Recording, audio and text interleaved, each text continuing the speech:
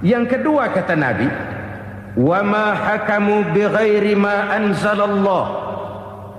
Apabila hukum yang diterapkan sudah tidak lagi bersumber dari hukum Allah, illa fasya fihimul faqru, maka akan bertebaranlah kemiskinan di mana-mana. Ini artinya apa? Apabila hukum tinggal sebuah stempel, apabila hukum sudah diatur menurut kepentingan, apabila hukum sudah tidak lagi ditegakkan secara adil, maka kemiskinan merambah di mana-mana. Hukum diatur menurut selera orang yang sedang berkuasa, maka yang benar bisa jadi salah, yang salah bisa jadi benar. Hukum dalam kenyataan hidup berlaku seperti pisau. Pisau itu kan saudara lihat, yang namanya pisau dimanapun itu tajamnya ke bawah, ke atas tumpul. Kalau hukum itu, kalau untuk rakyat, hukum itu tajam bukan main, cepat sekali dilaksanakan. Tapi giliran menengah ke atas, yang gedean dikit berbuat salah, hukum tumpul. Hukum pura-pura tidak dengar. Akibatnya terluka rasa keadilan rakyat. Satu kasus rakyat diam, dua kasus rakyat diam, tiga kasus rakyat diam. Kasus terakumulasi di hati rakyat. Luka rasa keadilan, dan itu menjadi sumber bencana. Penjarahan, kita tidak setuju itu. Tapi kita harus melihat kausalnya. Itu kan tidak berdiri sendiri. Itu kan karena terlukanya rasa keadilan rakyat. Melihat kesempatan ini tidak merata. Kalau rakyat ini yang ngajukan kredit ke bank, walaupun jumlahnya cuma jutaan, ratusan ribu, susahnya 17 setan. Tapi ada orang-orang tertentu yang agunannya palsu, jaminannya palsu, bawa kata belece, bukan cuma miliaran, triliunan kredit bisa keluar. Terluka rasa keadilan, hilangnya kesempatan. Rakyat cuma dapat kesempitan, jarang dapat kesempatan. Dari lukanya rasa keadilan ini, memang ya entah lipstik, entah basa-basi, dibentuklah tim ini, dibentuklah badan pengawas ini, dibentuklah tim ini. Kalau membentur tahu, hancur tahu. Tapi kalau tim yang dibentuk membentur karang, bukan karangnya yang hancur biasanya, timnya yang bubar. Kenapa? Yang dibentur batu karang yang sangat keras. Kita main-main dengan hukum, kita tidak konsekuen dengan hukum. Luka rasa keadilan, dan itu terakumulasi.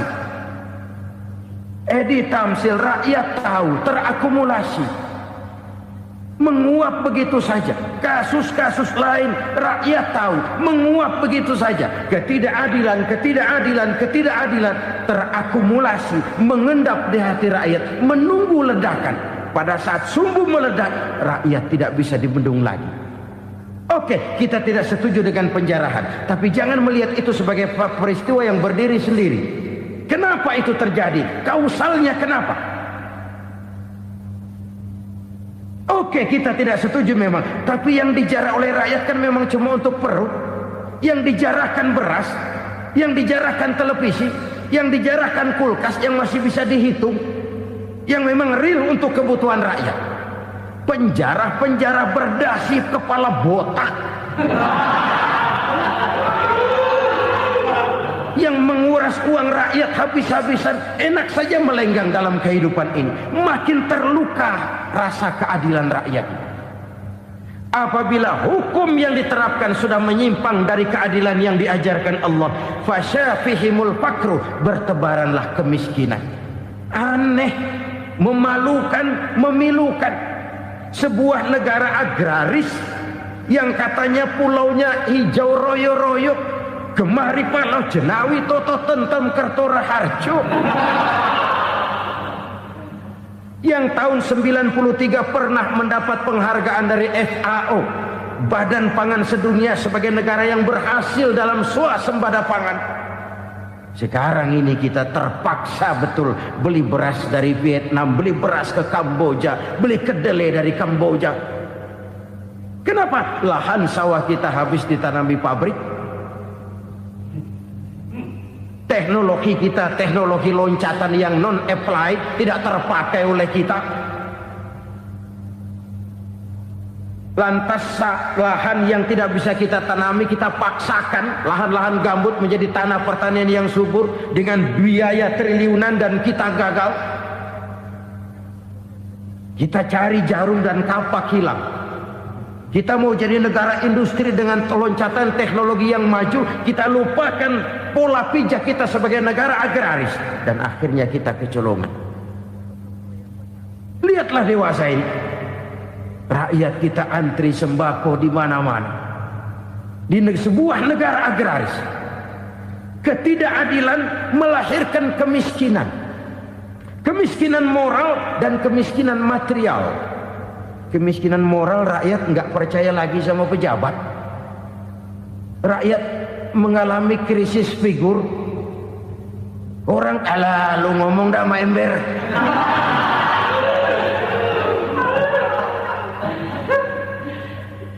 Penataran yang menghabiskan biaya miliaran itu melahirkan pejabat-pejabat korup. Pengawasan yang menghabiskan biaya miliaran itu ternyata impoten, mandul. Kemiskinan moral. Jujur saya berkata saudara-saudara, setelah pintu reformasi dibuka, itu yang masuk memang macam-macam. Ada yang memang punya tujuan murni, konsekuen dan punya konsep. Ada yang nunggu di tikungan. Begitu mobil lewat nyamber pintu, berangkat ikut reformasi. Ada yang memanfaatkan momentum mumpung untuk nyampein unek-unek, ngerti enggak pokoknya ngomong. Sehingga keadaan semakin rancu, kebingungan semakin menjadi-jadi, masalah yang paling urgen tidak terselesaikan. Sekarang ini orang berpikir mendingan jadi pala ular daripada jadi buntut macan. Buntut macan memang hebat macan, tapi kalau buntutnya cuma ugel-ugel di belakang buat apa? Mendingan jadi pala ular, kecil juga nyaplok. Artinya ya biar kecil juga kalau punya partai kan gagah. Lalu rame-rame bikin partai kayak bikin arisan. Orang makin mengalami dislokasi. Semua mau jadi pahlawan, semua mau nomor satu, semua ngomong. Iya kalau bidangnya, kalau bukan makin rancu. Marilah lewat kesempatan ini saya mengajak kita untuk tahu diri. Biarkan politisi ngomong politik, biarkan ekonom menata ekonomi, biarkan praktisi bicara soal hukum, biarkan rakyat munajat, istighfar, mohon pertolongan Allah. Tahu diri kita. Kalau memang ayam, kukuruyuk aja dah. Kalau memang kucing, ayo ngeong. Kalau kambing, silahkan ngembe. Udah tahu ayam, ngeong bunyinya. Suaranya palas, orang nggak ngerti, bingung, makin menjadi-jadi. Ibarat kesebelasan sepak bola bangsa kita sekarang ini, rame-rame mau bikin gol, kiper ikut nyerang sekarang. Memilukan dan bahkan memalukan. Wa ma hakamu bighairi ma anzalallah illa fasha fihimul fakru. Kalau hukum yang diterapkan sudah menyimpang dari keadilan yang diajarkan Allah, bertebaranlah kemiskinan di mana-mana. Coba sekarang ini, yang punya duit bingung, apalagi yang kagak punya duit. Yang pengusaha gede ngeluh, apalagi yang pengusaha pas-pasan. Yang kagak punya beras, yang punya beras saja masih bingung, apalagi yang nggak punya beras. Ini sudah demikian merata. Dulu kita kagum mendengar konglomerat kelas buadah, kelas-kelas yang seakan-akan cuma ada dalam khayalan mereka, punya kekayaan miliaran dolar, triliunan. Sudahlah, seolah-olah nggak terjangkau sama kita. Weh, ternyata yang gede-gede itu juga gede utangnya. dan rontok satu demi satu. Ternyata rakyat selama ini cuma dialamatkan, cuma dijadikan address. Rakyat yang tidak banyak ngerti persoalan ini harus menanggung hidup ini begini berat, harus menanggung beban hidup ini begini tinggi, daya beli semakin lemah, semakin terpuruk dan terpuruk, sedang keadaan belum juga banyak berubah. Yang hutang sama luar negeri itu kan bukan rakyat kecil, Ciano. Yang banyak nyimpen dolar juga kan Ciano. Rakyat kecil bocah kampung mah jangankan nyimpen dolar, ngelihat juga tumben. Kemana kita mesti bercermin? Sekali lagi saya mengatakan maaf, kita tidak bermaksud mencari kambing hitam. Karena itu kita tidak bicara orang, kita bicara sistem, kita bicara keadaan. Beginilah yang dikatakan Nabi, penyebab timbulnya bencana, hukum yang ditegakkan tidak lagi berorientasi kepada keadilan, tapi berorientasi kepada kepentingan. Akhirnya bentuk hukum seperti pisau, tajam ke bawah, tumpul ke atas. Hukum cuma buat rakyat kecil, tetapi kelompok menengah ke atas kadang-kadang kebal dari perlakuan hukum. Maka bertebaranlah kemiskinan. Iya, kemiskinan moral berupa lukanya rasa keadilan. Kalau rasa keadilan terluka, orang kan nunggu kesempatan, saudara. Iya, dia nggak bisa ngomong. Iya, dia nggak sanggup action. Iya, dia nggak bisa tunjuk rasa, tapi hatinya kan kapan ada kesempatan, kapan ada waktu, tunggu. Hatinya mesti begitu. Sehingga begitu ada kesempatan, terjadilah hal-hal yang tidak terhindarkan. Dan itu ekses, bukan reformasi. Jangan seperti sebuah dialog saya dengan seorang abang beca. Saya bertanya, bang, ya, abang tahu nggak reformasi? Tahu, Ustaz. Apa? Pembakaran.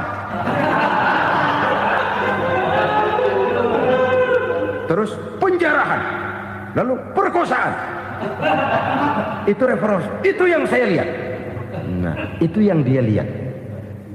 Saya tentu tidak menyalahkan abang beca kita, karena memang itu yang dia lihat dan sejauh itu wawasannya. Tapi ini indikasi bahwa banyak rakyat kita yang belum bisa menggunakan kebebasan secara bertanggung jawab. Padahal kebebasan tanpa tanggung jawab tirani. Sebuah contoh gampang-gampangan. Saya beli radio, saya setel di kamar saya, lalu saya bilang, ini radio gue. Yang beli gue, pakai duit gue setel di kamar gue, sekeras-kerasnya, gak ada urusan sama orang lain. Itu kata saya. Tetapi tetangga saya sebelah rumah kan boleh juga ngomong begitu. Kata tetangga saya, ini mata gue, yang ngantuk gue tidur di kamar gue, kenapa suara radio lu nyampe kemari? Artinya apa ini?